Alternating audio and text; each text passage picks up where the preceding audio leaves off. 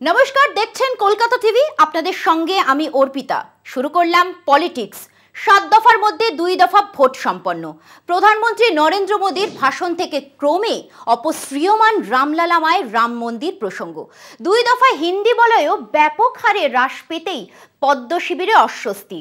মোদী গ্যারেন্টির উচ্চকিত হুঙ্কারও নিষ্প্রভ বিজেপির তারকা বক্তাদের গলায়। অযোধ্যার বিরাজমান রামলালার মহিমা কীর্তনের বদলে সরাসরি ধর্মীয় বিভাজনের বার্তাই এখন ভরসা মোদী বাহিনীর। भाइयों बहनों, रामनवमी बहुत दूर नहीं है। इस बार अयोध्या में हमारे रामलला टेंट में नहीं बल्कि भव्य मंदिर में दर्शन देंगे। 500 साल बाद ये सपना पूरा हुआ तो इसकी सबसे अधिक खुशी प्रभु राम के ननिहाल छत्तीसगढ़ को होना बहुत स्वाभाविक है। এই রাম ভরসা ক্রমেই উধাও। রামনবমীতে অযোধ্যায় রাম মন্দির প্রযুক্তির কারিগরিতে রামের বিগ্রহে তিলক, ঢাক ঢোল পিটিয়ে ভোটের বাজারে তা প্রচার করলেও তেমন সাড়া মিলল কই? বিজেপির কাঙ্ক্ষিত মেরুকরণের রাম মন্দির ম্যাজিক কি উধাও? मुस्लिमों का देश के संसाधनों पर पहला हक है, ये मनमोहन जी का बयान है। और पहले जब उनकी सरकार थी उन्होंने कहा था कि देश की संपत्ति पर पहला अधिकार मुसलमानों का है। इसका मतलब ये संपत्ति इकट्ठी करके किसको बांटेंगे? जिनके ज्यादा बच्चे हैं उनको बांटेंगे। বাংলায় মোদী বাহিনীকে ধর্মীয় তাস নিয়ে প্রচার করতে হচ্ছে। মঙ্গলবার রাজ্যে প্রচারে এসেছিলেন গেরুয়া শিবিরের অন্যতম পোস্টার বয় উত্তরপ্রদেশের মুখ্যমন্ত্রী যোগী আদিত্যনাথ। তাঁর ভাষণে রাম উপলক্ষ মাত্র, ঘুরে ফিরে ধর্মীয় মেরুকরণ আর সন্দেশখালী প্রসঙ্গ যোগীর ভাষণে। একই দিনে রাজ্যে প্রচারে এসেছিলেন মোদী বাহিনীর সেকেন্ড ইন কমান্ড কেন্দ্রীয় স্বরাষ্ট্রমন্ত্রী অমিত শাহ। পূর্ব বর্ধমানের মেমারির রসুলপুরের নির্বাচনী জনসভায় অমিত শাহ বলেন, আপনারা মোদীজিকে 18টি আসন দিয়েছিলেন, দ্বিতীয়বার মোদীজিকে প্রধানমন্ত্রী বানালেন, আর মোদীজি 5 বছরের জন্য 500 বছরের প্রতীক্ষার অবসান ঘটিয়ে অযোধ্যায় রাম মন্দিরের দ্বার উদ্ঘাটন করে দেখালেন। রামলালার প্রাণ প্রতিষ্ঠা হলো। এই প্রসঙ্গে হিন্দুত্বের জিগির তুলে আক্রমণ করলেন বিরোধীদের। जब राम मंदिर बना तब मोदी उनको निमंत्रण भेजा गया, ममता दीदी को भी दिया, भतीजे को भी दिया, मगर वहां नहीं गए। क्यों नहीं गए मालूम है वर्धमान वालों? क्यों नहीं गए? ये वो घुसपैठियों से डरते हैं, इसलिए रामलला के प्राण प्रतिष्ठा में नहीं गए, मगर मोदी जी ने प्राण प्रतिष्ठा कर दी। রাম মন্দির, রামলালা, রামরাজ্য এসব উপলক্ষই মাত্র। মহাকাব্যিক এই চরিত্রকে কেন্দ্র করে হিন্দুদের মনে যে ভক্তিপূর্ণ আবেগ যুগ যুগ ধরে সঞ্চিত, তাকেই দলীয় স্বার্থে ধর্মীয় মেরুকরণ ছাড়া গতি নেই বিজেপির। তাই বাংলায় কেন্দ্রের শাসক দলের নেতাদের ভাষণে আর উন্নয়নের ফিরিস্তি নেই, প্রচারের অভিমুখ শুধুই ধর্মীয় বিভাজন। এখন সময় একটা বিরতির। ফিরছি বিরতির পর, সঙ্গে থাকুন। বাংলায় ইতিমধ্যে 2 দফায় ভোট হয়ে গিয়েছে। তৃতীয় দফার ভোট হতে চলেছে 7ই মে। ওই দিন ভোট হবে মালদাহ উত্তর, মালদাহ দক্ষিণ, মুর্শিদাবাদ এবং জঙ্গিপুর লোকসভা কেন্দ্রে। একসময় মালদাহ এবং মুর্শিদাবাদ জেলা ছিল কংগ্রেসের ঘাঁটি। 2019 সালের লোকসভা ভোটে মালদাহ দক্ষিণ এবং বহরমপুর কেন্দ্র থেকে জয়ী হয়েছেন যথাক্রমে আবু হাশেম খান চৌধুরী এবং অধীর চৌধুরী। এবারও ওই 2 জেলায় কংগ্রেস সর্বশক্তি দিয়ে লড়াই করছে। কিন্তু তৃণমূল এবং বিজেপির তারকা প্রচারকরা যখন সেই 2 জেলায় দাপিয়ে বেড়াচ্ছেন, তখন কংগ্রেসের কোনো তারকা প্রচারকের দেখায়নি। দলের রাজ্য নেতারা নিজেরাই নিজেদের মতো করে প্রচার চালাচ্ছেন। কেন রাহুল গান্ধী, সোনিয়া গান্ধী, প্রিয়াঙ্কা গান্ধী, মল্লিকার্জুন খার্গের মতো কংগ্রেসের জাতীয় স্তরের নেতারা প্রচারে আসছেন না, তা নিয়ে রাজ্য কংগ্রেসের অন্দরে প্রশ্ন উঠেছে। তৃণমূল নেত্রী তথা বাংলার মুখ্যমন্ত্রী মমতা বন্দ্যোপাধ্যায় সেই 5ই এপ্রিল থেকে উত্তরবঙ্গে প্রচার শুরু করেছেন। পিছিয়ে নেই শাসক দলের সর্বভারতীয় সাধারণ সম্পাদক অভিষেক বন্দ্যোপাধ্যায়ও। তৃণমূল সূত্রের খবর, মুখ্যমন্ত্রী ইতিমধ্যে 2 দফার ভোটের জন্য 43টি নির্বাচনী সভা করে ফেলেছেন। অভিষেক করেছেন 27টি সভা। প্রথম দফায় কোচবিহার, আলিপুরদুয়ার, জলপাইগুড়ি, দ্বিতীয় দফায় রায়গঞ্জ, বালুরঘাট, দার্জিলিং কেন্দ্রে দলীয় প্রার্থীদের সমর্থনে মুখ্যমন্ত্রী একেবারে চষে বেরিয়েছেন উত্তরবঙ্গের জেলাগুলিতে। কোনো কোনো কেন্দ্রে তিনি দুবারও সভা করেছেন। হতে পারে উত্তরবঙ্গের প্রতি এবার তৃণমূল নেত্রী বিশেষ নজর দিয়েছেন, কারণ 2019 সালের লোকসভা নির্বাচনে উত্তরবঙ্গ তৃণমূলকে একেবারে খালি হাতে ফিরিয়েছিল। 8টি আসনের মধ্যে 7টি পেয়েছিল বিজেপি, 1টি পায় কংগ্রেস। 2021-এর বিধানসভা ভোটে উত্তরবঙ্গের পায়ের তলা কিছুটা মাটি পেয়েছিল তৃণমূল। তাই এবারের লোকসভা ভোটে উত্তরবঙ্গ তৃণমূলের পাখির চোখ। সেই কারণেই মমতা কার্যত উত্তরবঙ্গে ঘাঁটি গেড়ে রয়েছেন।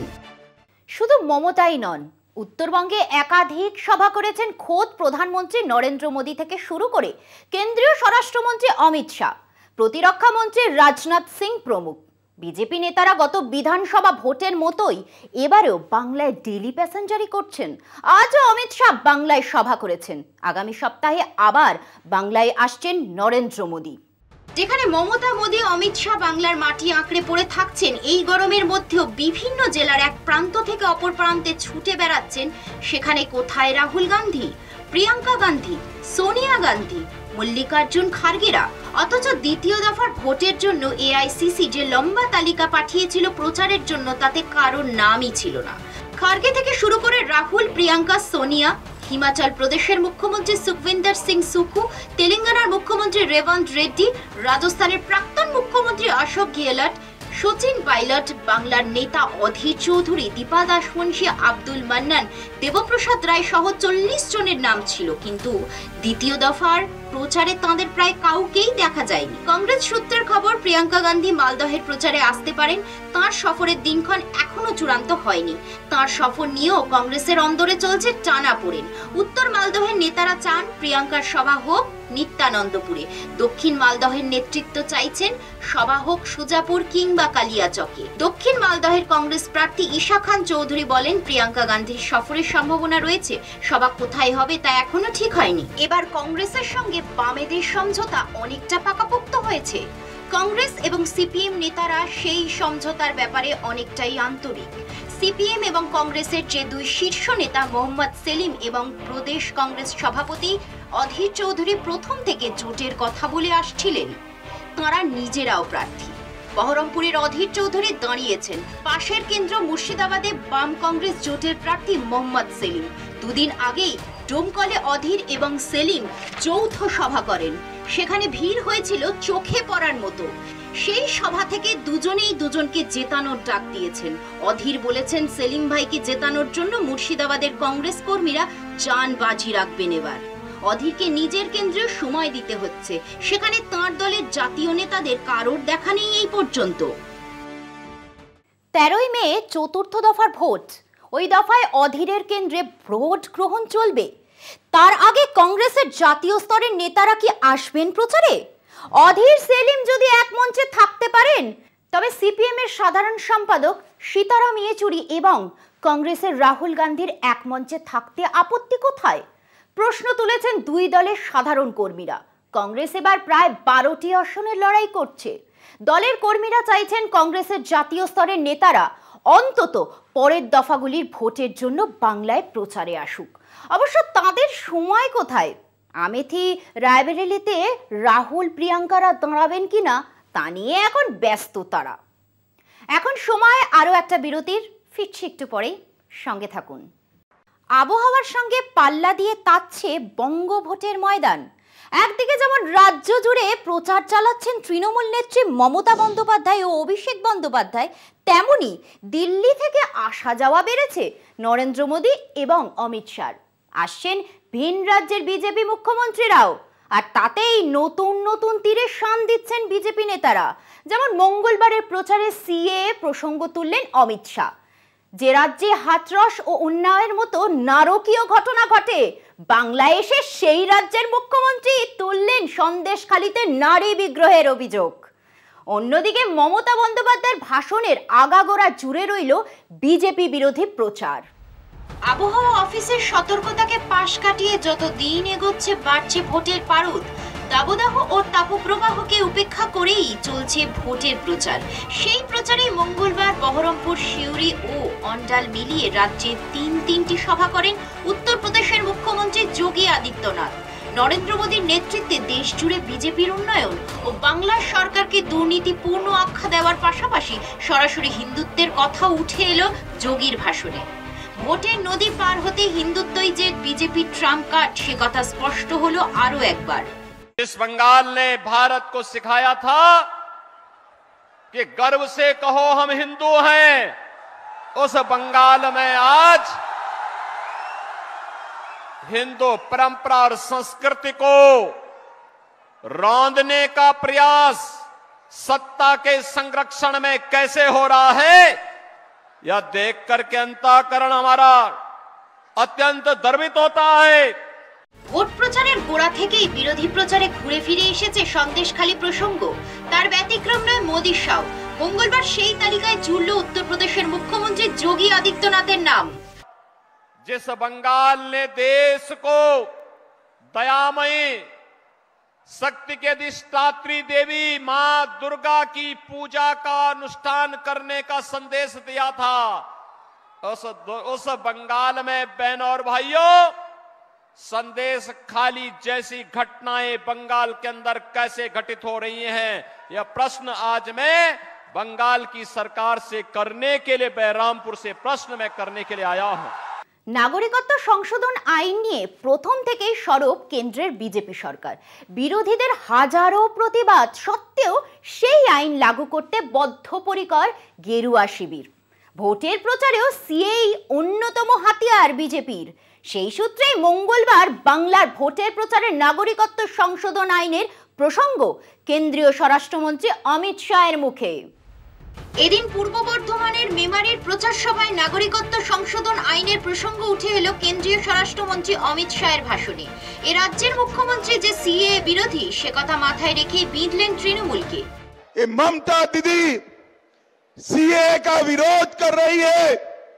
मैं आज ममता दीदी को पूछना चाहता हूं, बांग्लादेश से आए हुए हिंदू, बौद्ध, जैन शरणार्थियों को नागरिकता मिले, इसमें आपका क्या तकलीफ है? उनका तकलीफ है उनकी वो घुसपैठिया वोट बैंक नाराज हो जाएगी। मगर मैं कहकर जाता हूं, एक एक शरणार्थी को नागरिकता देने का काम नरेंद्र मोदी सरकार करेगी भाइयों। একই সঙ্গে সন্দেশখালীতে নারী নিগ্রহের প্রসঙ্গ তুলে মহিলা ভোট ব্যাংক টানারও চেষ্টা করলেন কেন্দ্রীয় স্বরাষ্ট্রমন্ত্রী। संदेशखाली जैसी घटना दुनिया में कहीं देखने को नहीं मिली। अपनी वोट बैंक की राजनीति के लिए एक घुसपैठिए को संभालने के लिए एक महिला मुख्यमंत्री के नाक के तले सैकड़ों हजारों माताओं बहनों का शोषण करने का काम ये तृणमूल कांग्रेस के नेताओं ने किया। একদা পরিবারতন্ত্র নিয়ে কংগ্রেসকে বিদ্য বিজেপি। মেমারির সভায় তৃণমূলের বিরুদ্ধে এই একই কটাক্ষ শাহের। ये चुनाव जो है वो तय करने का चुनाव है कि देश की जनता को, बंगाल की जनता को परिवारवाद राज चाहिए या राम राज्य चाहिए।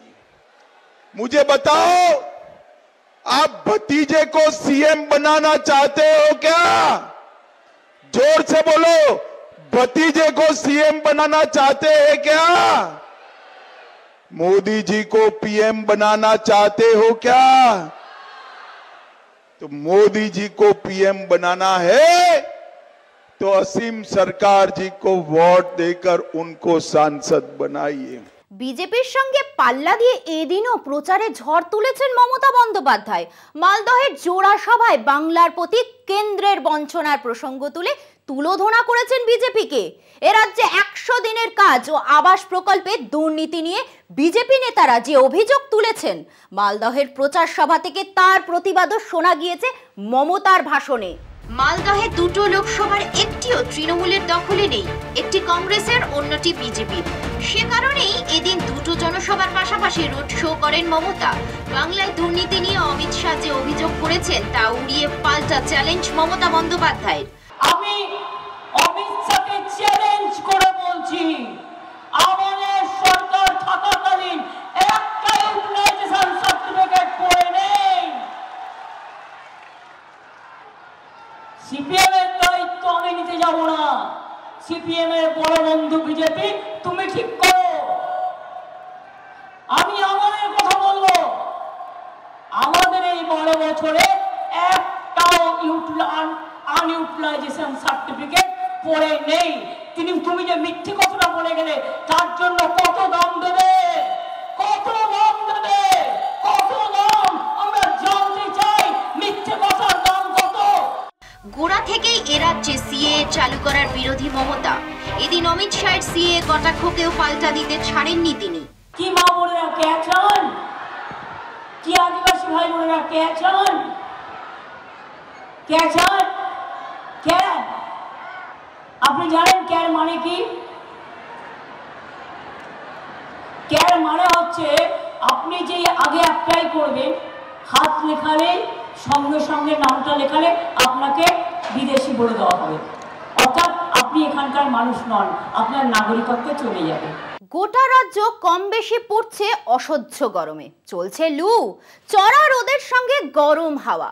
সুস্থ থাকতে সতর্কতা প্রচার করছে চিকিৎসক ও আবহাওয়াবিদেরা, কিন্তু সেসব উপেক্ষা করেই শয়ে শয়ে মানুষ ভিড় জমাচ্ছে নেতাদের নির্বাচনী সভায়। ডান, রাম, বাম সকলেই সেই উপেক্ষার অংশ। পলিটিক্স আজ এই পর্যন্তই। দেখতে থাকুন কলকাতা টিভি, রাত দিন 7 দিন।